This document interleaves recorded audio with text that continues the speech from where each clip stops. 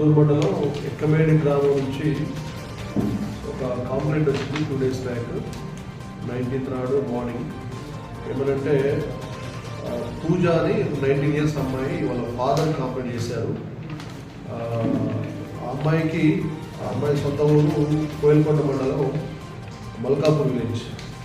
దానికి ఏంటంటే ఆ అమ్మాయికి 1 month క్రితం పెళ్ళి అయింది. పోయిన నెల ఏప్రిల్ 20వ తారీఖున పెళ్ళి అయింది. వాళ్ళ ఫాదర్ కంప్లైంట్ ఏంటంటే మా అమ్మాయి అనుమానాస్పదంగా చనిపోయింది అనేది.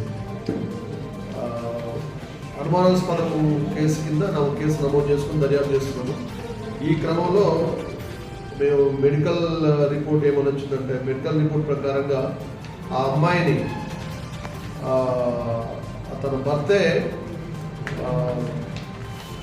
ఇది శారీరక సంబంధంతో సహకరించినందుకు గొంతులు చంపేశాడని చెప్పేసి, ఆ అమ్మాయి గొంతులు చంపివేయబడదని చెప్పేసి మెడికల్ రిపోర్ట్ ప్రకారంగా మేము మర్డర్ కేసు కింద దాన్ని శిక్షను మార్చడం జరిగింది.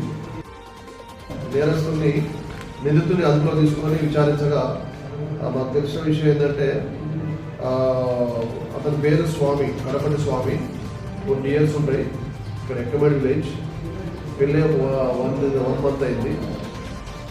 ఏంటంటే ఆ రోజు రాత్రి 18వ తారీఖు నాడు రాత్రి, మే 18 రాత్రి భోజనం చేసి పడుకున్న తర్వాత ఈ అమ్మాయి పూజ కలిసి పడుకున్న తర్వాత ఇతను ఆ అమ్మాయిని అంటే శారీరక సంబంధం కొరకు ఫోన్ చేయగా ఆ అమ్మాయి సహకరించింది. అందుకని ఈమెకు ఇంకా వేరే వ్యక్తితో ఇల్లీగల్ ఇంటిమసీ ఉందా అనేది ఒకటి.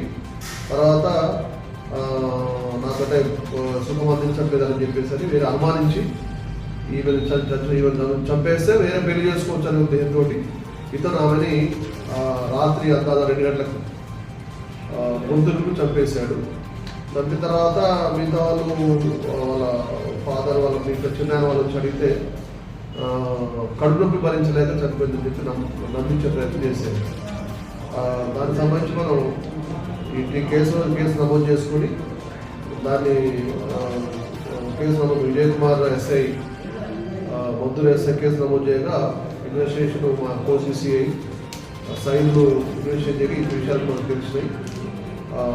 ఇది కేవలం అంటే మ్యారేజ్ అయిన 1 monthలోనే భర్త భార్యని చంపేశాడు. దీనికి సంబంధించి అతను మేము ఈరోజు అన్ని సాక్ష్యాలు సేకరించిన తర్వాత అతని మేము రిమాండ్ చేయడం జరుగుతుంది. ఇది కేవలం భర్త తన భార్య తనకు సహకరించట్లేదు, శారీరక సంబంధం మ్యారేజ్ అయినప్పుడు సహకరించట్లేదు, ఈమె ఇంకా వేరే వ్యక్తితో ఇల్లీగల్ ఇంటిమసీ ఉందేమో అనే ఉద్దేశంతో అనుమానంతో ఈమె చంపేది తప్ప నాకు వేరే పెళ్లి కావాల్సిన ఉద్దేశంతో అతను హత్య చేశాడు. అతన్ని రిమాండ్ చేయడం జరుగుతుంది.